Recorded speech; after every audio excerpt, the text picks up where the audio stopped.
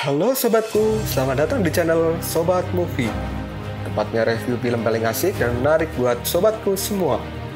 Yang baru gabung, silahkan klik tombol subscribe ya dan nyalakan loncengnya, supaya kalian tidak ketinggalan film-film seru yang Mimin upload.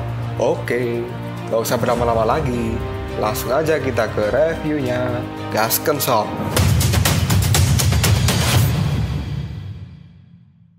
Hey, oke, sobatku terkeren, terkecil, terbaik, tersemuanya. Kita masih bersama Sobat Movie, channel alur cerita terasik sepanjang masa.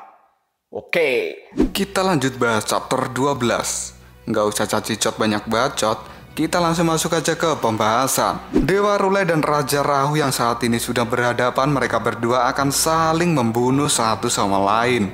Pada saat Raja Rahu akan menyerang Dewa Rulai, tiba-tiba saja dirinya kini ditahan oleh prajurit surga. Begitu juga dengan Dewa Rulai, yang kini juga masih ditahan oleh prajurit Asura. Dan kini Dewa Rulai pun akan memukul Raja Rahu yang sudah berada di depannya. Dan ini adalah pertemuan pertama antara Raja Gila Rahu dengan Dewa Rulai.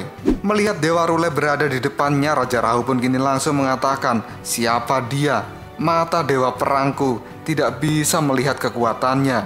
Lalu Dewa Rulai yang melihat Raja Rahu kini juga langsung mengatakan dalam hatinya, "Tekanan Asura yang satu ini belum pernah terlihat sebelumnya." Dan Rahu pun kini masih berusaha untuk melepaskan diri dari prajurit surga yang menahannya. Prajurit surga itu pun kini dibuat terpental oleh Rahu. Dan Rahu pun kini meningkatkan semangat juang miliknya. Kemudian dia berteriak bahwa semua dewa akan mati di tangannya. Rahu pun kini langsung menggunakan tebasan pedang ajaibnya yang langsung mengenai tubuh emas dari Dewa Rulai. Dan terlihatlah tubuh emas Dewa Rulai kini mulai retak oleh tebasan pedang yang dilakukan oleh Rahu. Tapi Dewa Rulai juga tidak diam saja. Dia pun kini membalas Rahu dengan tinjuan dan langsung memukul tangan dari Rahu yang membuat tulang Rahu menjadi patah. Tidak hanya itu saja, Dewa Rulai juga menyikut kepala Rahu. Dan mereka berdua kini bertarung dengan sangat sengit. Keduanya tidak ada yang mau mengalah dan menggunakan kekuatan mereka masing-masing. Tebasan pedang Rahu pun kali ini dapat ditahan oleh Dewa Rulai. Kemudian Dewa Rulai pun kini langsung menyikut dada Rahu dan langsung meninjunya. Serangan yang dilakukan oleh Dewa Rulai ini membuat sekujur tubuh Rahu menjadi terluka. Dan tiba-tiba saja jalan emas milik para dewa kini menjadi hancur. Dan semua orang pun kini menjadi terkejut. Dan salah satu prajurit kini langsung memanggil nama Tathagata. Rakyat Asura yang berada di bawah jalur emas itu kini langsung mengatakan bahwa itu adalah pertempuran yang luar biasa. Kemudian Wangu berkata, lawan macam apa yang telah ditemui oleh Raja Rahu. Dan tiba-tiba saja Tathagata pun kini terlempar keluar dari jalan emas. Dan dia pun kini langsung ditangkap, kemudian diselamatkan oleh Raja Nagatianyu. Raja Nagatianyu yang berhasil menangkap Dewa Rulai ini langsung mengatakan, "Tathagata, ada apa denganmu? Kenapa kamu pingsan di saat seperti ini? Kamu benar-benar merepotkanku." Dan kini Raja Nagatianyu pun juga menjadi sasaran dari rakyat Asura yang langsung memanahnya. Tapi kulit tebal dari Raja Nagatianyu ini tidak bisa ditembus oleh panah dari rakyat Asura. Dan kini Raja Nagatianyu pun membawa pergi Dewa Rulai dari medan perang. Dan terlihatlah Raja Rahu yang terkena pukulan dari Dewa Rulai. Dirinya pun kini tergeletak di atas batu. Serangan yang dilakukan oleh Rulai ini benar-benar sangat fatal, karena saat ini Rahu pingsan karena serangan itu. Hal ini membuat Huji atau Kiyue menjadi panik. Dia pun langsung menyusul Rahu ke tempat itu dan mengatakan, "Raja, kamu jangan kalah di tempat ini. Masih banyak musuh yang berbahaya. Kita harus tetap berjuang." Mendengar kata-kata dari Kiyue, Rahu pun kini langsung bangkit dan dia langsung mengatakan, "Betul sekali, aku masih ingin berjuang. Di mana dia?" Kiyue pun kini menjadi terkejut dengan siapa yang dimaksud oleh Raja Rahu. Kemudian Raja Rahu pun kini langsung berkata pada Kiyue, "Itu dewa yang baru saja melukaiku." Kiyue pun mengatakan bahwa dia tidak tahu. Dia muncul di antara pasukan pemberontak. Tapi dia tidak terlihat seperti prajurit surgawi. Dan para prajurit surgawi ini memanggilnya dengan sebutan Yang Mulia Tathagata. Kiyue pun kini semakin mengkhawatirkan keadaan Raja Rahu karena luka yang diterimanya benar-benar sangat parah. Lalu Kiyue pun kini bertanya, apakah dia yang melukaimu? Raja Rahu pun kini langsung menjawabnya, ternyata masih ada pria seperti itu di antara para dewa. Pertempuran ini, aku merasakan sangat senang melawan dia.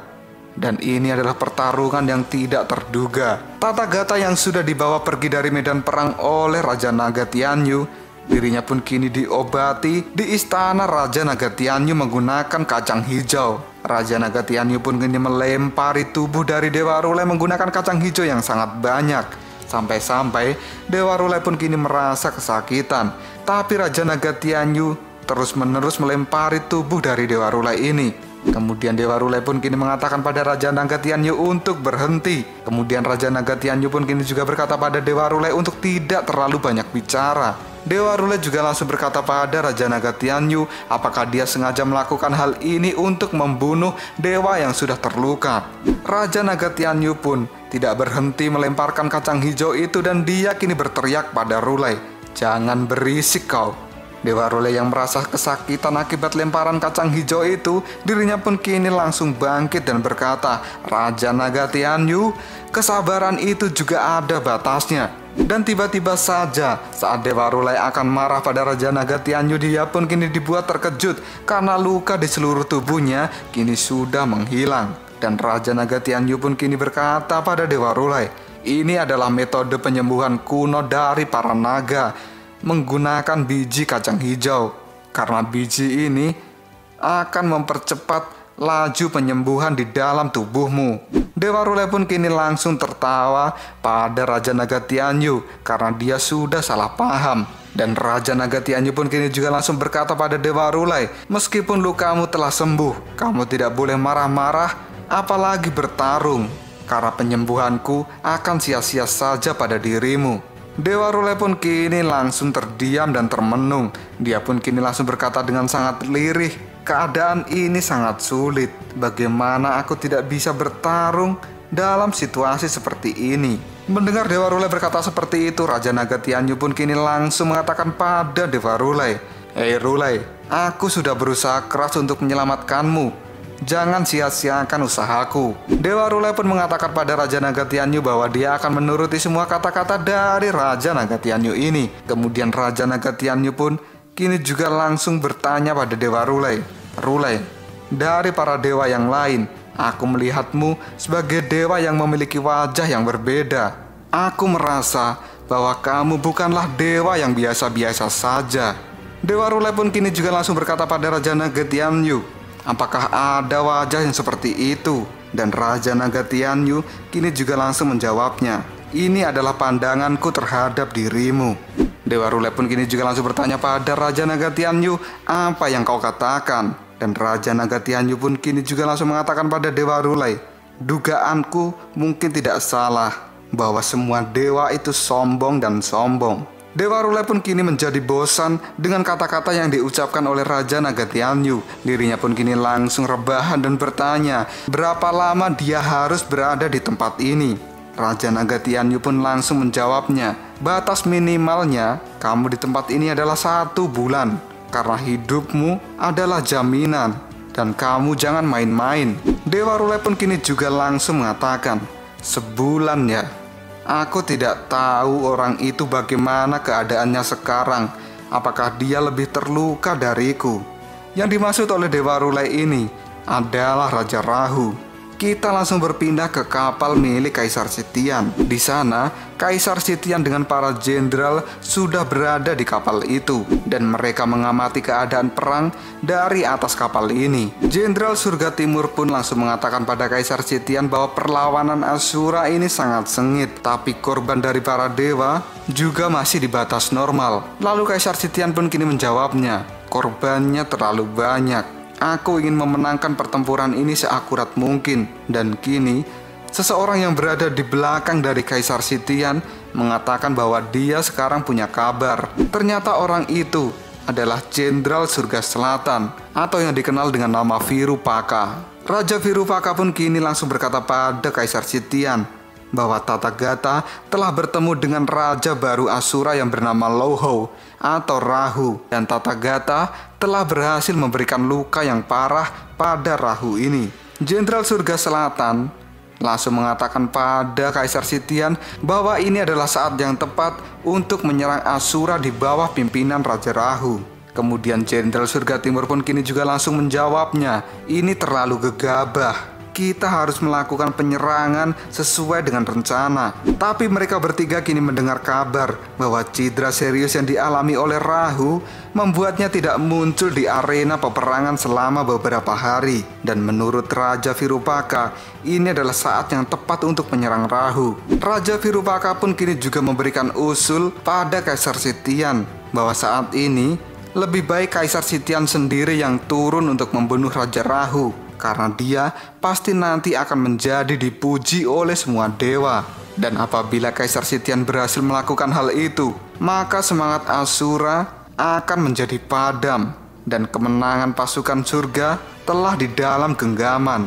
Kaisar Sitian pun tidak langsung menjawab perkataan dari Virupaka, tapi Jenderal Surga Timur mengatakan bahwa ini tidak sebanding dengan resikonya. Raja Virupaka juga langsung berkata, tidak perlu takut dengan resiko, karena dengan kekuatan pedang emas milik Kaisar Sitian, Raja Asura yang sudah terluka itu bukan lawannya, dan para dewa akan segera memenangkan peperangan ini. Kecelakaan yang akan terjadi kemungkinan sangat kecil. Tapi Jenderal Surga Timur masih ragu dengan rencana yang dikatakan oleh Raja Virupaka. Dan tiba-tiba saja Kaisar Sitian pun kini langsung berbicara, baiklah, aku telah memutuskan, aku akan pergi dan aku akan bertarung melawan Asura. Kita semua pasti akan segera memenangkan pertempuran ini. Aku akan berangkat sekarang. Dan kini terlihatlah kapal dari Kaisar Sitian sudah menuju ke arah Raja Rahu. Jenderal Surga Timur yang khawatir dengan keadaan dari Kaisar Sitian ini pun langsung mengatakan, baiklah kalau itu keputusanmu, aku akan mendukungmu dan aku akan mengikuti dirimu. Jika ada yang menyakitimu, maka dia harus melewatiku lebih dulu. Kaisar Sitian pun kini berharap bahwa rencana ini akan berjalan dengan baik. Dia pun kini akan segera menyerang Rahu yang sudah lemah karena cedera serius yang diberikan oleh Tathagata. Dan kini terlihatlah di medan perang, para prajurit surga dan juga para Asura masih bertarung dengan sangat sengit. Kemudian si botak yang suka makan mie, dirinya kini langsung mengatakan, sudah lebih dari 10 hari kita berperang, tapi raja tidak terlihat sama sekali. Fujiyama pun kini juga langsung mengatakan, dia seharusnya baik-baik saja karena Kiyue saat ini mengawasinya. Tapi si botak ini masih saja merasa cemas karena perang tanpa raja mungkin saja akan kehilangan arah. Dia juga berharap agar Raja Rahu segera muncul di arena perperangan. Fujiyama pun mengatakan, ada atau tidaknya raja, dirinya juga akan berperang dengan maksimal. Dan si botak pun kini masih saja terus meragukan Raja Rahu. Dirinya pun kini langsung mengatakan, semua orang mengikutinya, berharap untuk mendapatkan kemenangan. Kemudian Fujiyama pun kini juga langsung berkata, apakah kau sudah mulai meragukan raja? Si botak pun menjawabnya, aku tidak ragu dengan kekuatannya, tapi aku tidak tahu apakah dia memiliki tekad untuk melindungi rakyatnya sendiri. Mendengar si botak berkata seperti itu, kini Wangu pun langsung berteriak bahwa si botak terlalu banyak ngomong kosong. Wangu pun langsung membela Raja Rahu. Dia mengatakan bahwa Raja Rahu sudah berada di garis depan. Apakah kau tidak melihatnya? Dia saat ini hanya istirahat sebentar dan dia akan segera keluar. Kata-kata yang diucapkan oleh Wangu itu membuat si botak dan Fujiyama menjadi terkejut. Lalu Wangu pun kini berkata pada si botak, apakah sebagai pejuang Asura dirimu akan menangis apabila raja tidak ada di tempat ini? Wangu pun kini langsung menghajar semua prajurit surga yang berada di tempat itu, dan dirinya pun kini berteriak pada semua rakyat Asura, walaupun tanpa kedatangan raja di tempat ini, dia berharap agar Asura menunjukkan kekuatan aslinya dan menunjukkan bahwa Asura itu bukan bangsa yang lemah dan tidak mudah dikalahkan oleh para dewa. Sebagai bangsa Asura, semangat juang harus tetap berkobar dan tidak boleh goyah sama sekali. Dan tiba-tiba saja Kini sebuah tombak menusuk Wangu dari belakang. Dia pun kini menjadi terkejut, begitu pula dengan rakyat Asura yang lain. Karena saat ini Wangu sudah terluka. Dan ternyata yang menusuk Wangu itu adalah Hekian. Dia pun kini langsung berkata, "Kalian benar-benar sekelompok Asura yang berisik. Aku datang ke tempat ini untuk memusnahkan kalian semua dari dunia ini." Lalu apakah yang akan terjadi selanjutnya? Apakah Wangu ini meninggal oleh tusukan Hekian? Dan apakah Raja Rahu akan segera muncul di arena peperangan? Tunggu aja jawabannya di next video. Koprol Cop. Tetap stay di channel Sobat Movie dan jangan lupa klik subscribe, like, dan share ke teman-temanmu agar channel ini dapat berkembang dan menghibur kalian semua. See you next tomorrow. Bye-bye.